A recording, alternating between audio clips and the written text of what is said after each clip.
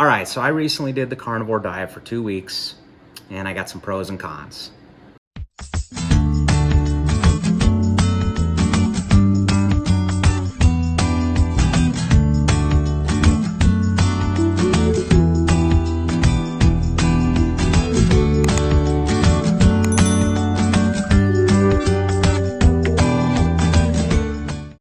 So like I said, I did the carnivore diet for 2 weeks. Basically, the reason why I did it for 2 weeks is because this whole COVID thing's had me kind of cooped up, and I haven't done as much activity as I usually would. I do work out every morning still. Me and my little boy work out every morning, and for about 35 minutes or so. It's just all dependent on the time. But I kind of noticed that with COVID. I'm sure a lot of people did too. You all right? Yes, I'm fine. Why? Don't it look all right? You look like melted ice cream. So I thought, well, what the heck? Let's do reset, and try something a little different. So I wanted to give you some pros and cons of what I learned with the carnivore diet. But first, just so you know, I'm not a doctor or dietitian or nothing. So I just know what feels good to me and what works for me. So I highly recommend you do your own research and and see what works for you. So don't listen to anything I say. Just basically, that's my disclaimer. Go out and look your own stuff up. So, but I just thought, everyone else is sharing stuff on their feelings and thoughts on the carnivore diet. So I thought I would as well. But pros are, you're going to lose weight on the carnivore diet. There's no question. I don't care who you are. So if you have, if you have 5 pounds to lose, 10 pounds, maybe you're 100 pounds overweight, who knows? You will lose weight with it. There's a lot of arguments and probably a lot of theories as to why you lose weight. I've always been an advocate of calories in, calories out. If I burn more calories than I put in my body, I'm going to lose weight. So and now I've noticed with the carnivore diet, I actually probably eat less calories than I did before, even though I'm eating all meat. It sounds weird, but when I eat a steak that's 700-800 calories, which sounds like a big steak, it's really not that big. I think it was like 12 ounces or something. But when I eat that steak, it fills me up for the rest of the day. I mean, so in that sense, I don't think I ate as much. I mean, it's pretty easy to down 1,200 calories of bread or 3,000 calories of pizza in about a half hour. That's pretty easy to do. Whereas when you're talking about eating a steak and then eating another steak after that, I mean, that's going to be a little tougher unless you're used to eating that way. But so that is one of the reasons why I think people lose weight is they probably are eating less than they realize as far as calorie wise. Now there is some people that'll say, well, there's a thermic effect to eating more protein. I agree there probably is, but I just don't know how much of an effect that would have on somebody's body. I know me personally, I lost probably 3-4 pounds, somewhere in there. I don't have a lot of weight to lose. I kind of have a certain way I've eaten for the last 5-6 years, and it's worked for me. I mean, I lost quite a bit of weight, and I feel a lot better. I mean, this is how I looked right 5 years ago or so, and this is how I look today. So I mean, I did lose some weight, and it's worked for me. But like I said, we'll just give this a shot too. So second pro of the carnivore diet is it's easy to follow. This is not hard at all. Literally, you wake up in the morning and you're like, what am I going to eat? I think I'm going to eat meat. Halfway through the day, if you're confused and you don't know what to eat, it's probably going to be meat. So it's not hard. Now, there's some people that'll add in dairy. Some people add in eggs. Some people are strictly grass-fed beef. I mean, it's just all dependent on how you approach it. But it's literally you're keeping your carbs to like 0 or as close to 0 as possible, which is almost impossible to keep it exactly 0. But I mean, you're pretty dang close to 0. So easy to follow. Third thing is intermittent fasting. I'm a huge advocate of intermittent fasting.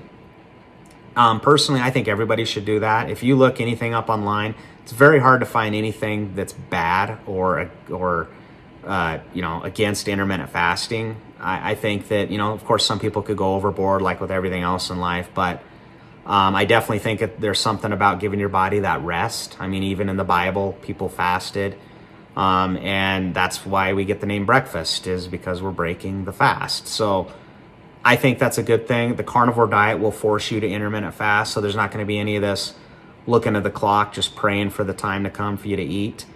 That's not that way on the carnivore diet. I mean, you eat something. There was multiple days where I fasted like 20 hours and I had no idea I fasted that long. I just wasn't hungry. So if you want to intermittent fast, you'll automatically do it on this. Other thing is, who doesn't like steak?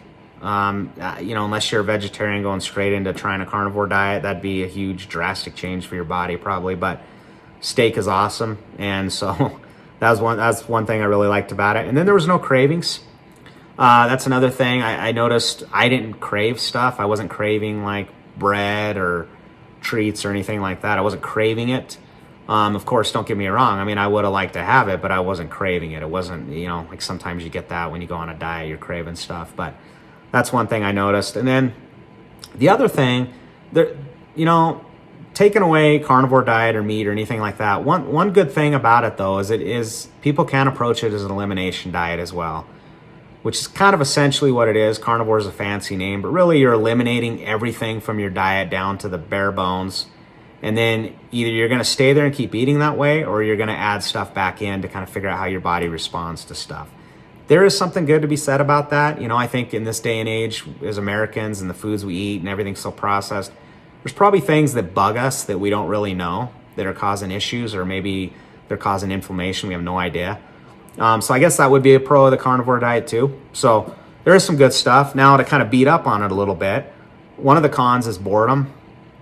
I don't know how people do it.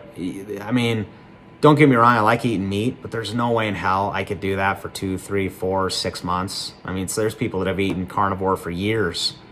I got bored, so that was one thing.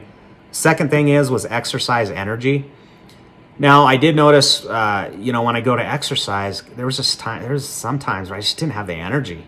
I mean, and there's probably a million reasons why. There's going to be people out there that would say, well, Eric, you didn't give yourself enough time on the carnivore diet, and I'm like going, well, if it takes my body that long to adapt, and I'm a human being and we adapt to everything, if it takes my body that long to adapt to a diet, it seems weird to me if it takes me that long. So personally, I think that my exercise energy was lower, probably because I wasn't getting a lot of other things.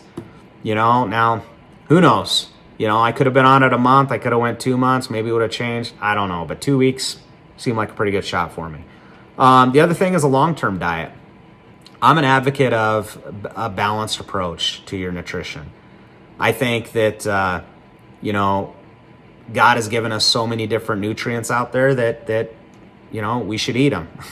I mean, we're omnivores. So that's personally my thoughts. So I think as far as a long-term thing goes, I just don't know if there's that much data yet. Maybe I'm wrong. Maybe stuff will come out and they'll go, this is the way that everyone should have eaten forever. And that would be awesome to know, because honestly, in this day and age, every single day, there's another diet that says, this is the way everyone should have eaten. Okay, I haven't had a carb since 2000. So that would be a con to me, is approaching it long term. I just don't know what it would do on the inside of you. Is it going to be healthy? Is it not? So that would be my last con. So with that being said, me personally, and these are all just my feelings and my thoughts, and I'll piss off carnivore people, I'll piss off vegetarians, but my feelings is I feel best when I eat balanced. So I'll give you an example. I talk about the exercise energy thing. After I got off the carnivore diet and I went back, I had a chicken salad for dinner. Wasn't that many calories, maybe 600 calories, 700 calories, somewhere in there. That's all I ate. And then the next morning I got up and I worked out, and it's the best I felt working out in 2 weeks, in the 2 weeks that I did the carnivore diet. And it's just, I don't know, maybe that's what my body needed. Maybe that's how my body responds better, is to that type of food. So being more balanced, I think, is where I feel better. And personally, one of the reasons I feel that way too is because, carnivore is going to be fantastic for some people. Now, if you've got a bunch of issues going on, a bunch of health issues, inflammation, Jordan Peterson's daughter, for example, she went through a lot of stuff. Definitely look her up. She's been through more in her short lifespan so far than most people have been through in 90 years on the earth. I mean, carnivore diet's been fantastic for her. So, but overall, I don't think we're tigers. So eating just meat all the time, I don't think we're designed to do that. That's my thoughts. But I also don't think we're cows either. I mean, I don't think we're designed to eat vegetables all the time. So I'm gonna have vegans and vegetarians pissed off at me for that, but I just don't think we are. I think that we're designed to be in the middle and balance that approach out. However it is you balance it out, maybe you're 75% vegetables and 25% meat. My goal is, and honestly, one thing I did learn about the carnivore diet is I need to eat more meat. I don't need to eat all meat, but I need to eat more. And if I got anything good out of it, it was that. Because I really started looking at how much protein am I consuming? How much am I supposed to consume? You know, I've heard things like a gram for every pound of body weight. Then you kind of get different information on that too, though. So you have to be kind of careful there. But, you know, my goal, I at least want to try to get 100 grams of protein a day. I don't always do that, you know. So that was something that I learned that I need to incorporate more.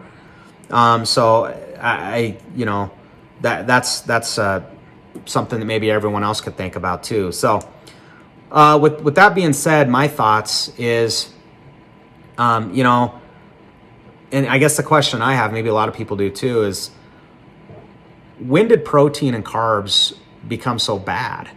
You know, I don't know when this happened, because as I'm looking stuff up and I'm trying to eat carnivore and learning these things, one thing I did learn is, and in fact, everyone knows this is new information, but heart disease and stroke have went up amongst everybody. So if heart disease and stroke is going up and the culprit of that is beef, then why is beef consumption went down since for like 50 years? I mean, our beef consumptions went down. Now chickens went up a little bit, cheeses went up, but why is that? You know, so I think there's something to be said about that. You know, you always hear them stories about the grandmas and grandpas that ate, you know, bacon and eggs every morning and they lived to 100. I mean, you hear these stories all the time. So, but again, that would be one of them balanced things. I don't think that people probably eat as much protein as they should. That's where I learned to eat up my protein content.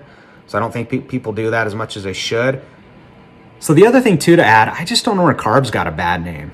I mean, carbs have turned into this anti thing that no one's supposed to consume, and it started off to where, hey, let's just lower carbohydrates. We got to lower it some.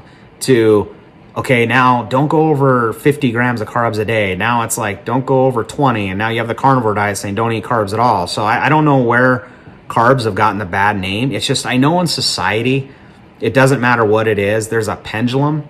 It's or a knee-jerk reaction that I just think that when somebody takes one data point and says, oh, this person was, you know, messed up because they this many carbs, and then they just go with it. And you know, argue with me, leave a comment, tell me you disagree, whatever the case is. But I think that if you get your carbs from the right places, personally, I think you're going to be better off. So, you know, like I mentioned earlier, beef consumptions went down, surprisingly, but you know what else has went down is fiber consumption. We don't eat as much fiber as we used to. You've got people around this world that are still eating 50 grams of fiber a day. Americans are supposed to have 20 to 25 grams. I think women are 30 maybe or something like that. I mean, look it up. But it definitely, our average American eats like 14 grams of fiber a day. And then we wonder why we have so many digestive issues, which can be pinpointed. I mean, people say, no, Eric, that comes from the other things we eat, which probably does, but I don't think lack of fiber is helping anybody. That's for sure. So personally, I think if people got more fiber in their diet and increase their meat a little bit more, that would help. But if I look at my diet every day, I probably average about 75 to 90 grams of carbs a day. About 20 to 25 grams of that is fiber. Fiber is carbs. And so that's probably about where I fall. And it's helped me. I mean, I've lost weight, you know, I feel good. I feel good doing it that way. And that's what's been good for me. So I think that's a really important thing. Now, personally, like I said earlier, I'm all for calories in, calories out. So, I mean, people can rehash and fight over macros and everything else all day long. But I think at the end of the day, we eat way more calories than we used to. Is not only Americans, but probably as a human race as well. We eat way more calories, but especially Americans, we eat way more than we used to. So I'll give you an example here. Like here's a picture of a plate of food from the 1950s. Now this is just some kind of standard American plate of food. I don't know how they came up with this example or whatnot, but I mean, I think that it holds pretty true that back in the 1950s, we ate less than we did today. And then if you accompany that with people exercise more then, they had more outdoor stuff to do. Maybe they had to walk more. Whatever the case was, people were more active back then than they are today. And that average plate of food was about 780 calories, roughly. Today, our average plate of food, if you look at that plate, is about 2,200 calories. That's huge. And back then, the average plate size was 9 inches, and today it's 12 inches. So, looking at that, just that in itself is a big deal. Now, when you look at how the food's progressed here, you can see that, of course, yes, people have added more and more breads and stuff to their diet as times went on, but they've also added just more food in general. So that's been a big deal. And they've added more dessert. It started off with a little tiny dessert, and that dessert just keeps getting bigger and more sugar filled.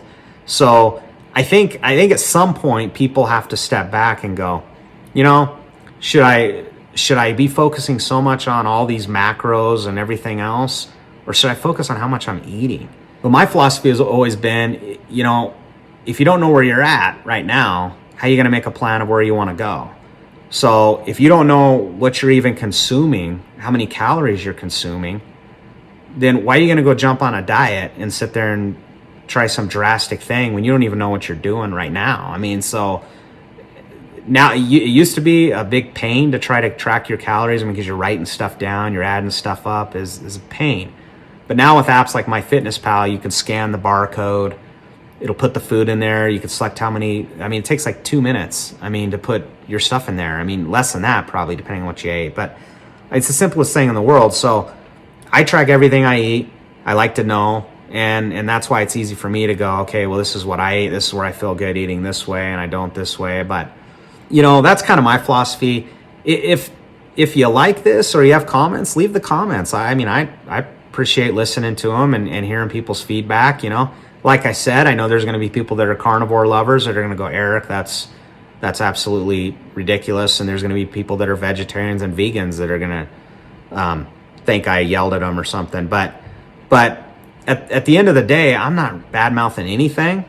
It just comes down to, I think people ought to look at how they're eating, look at what's available to them, and try to balance that out. And as long as you're feeling good about the way you're eating, it's helping you, you're healing, you're losing weight, then go for it. But like I said, if you have comments, let me know. If this is helpful for you and you like these types of videos, my family, we love to do videos on travel and all kinds of stuff. We just like to share that. Then give me subscribe to the channel. We appreciate that. And if you like this video, give me a thumbs up. I really appreciate that too. So hopefully this is helpful. And but that's my carnivore review. Hey guys, this is the end of the video. Make sure that you like and subscribe for more great content that is ready to come. Peace out.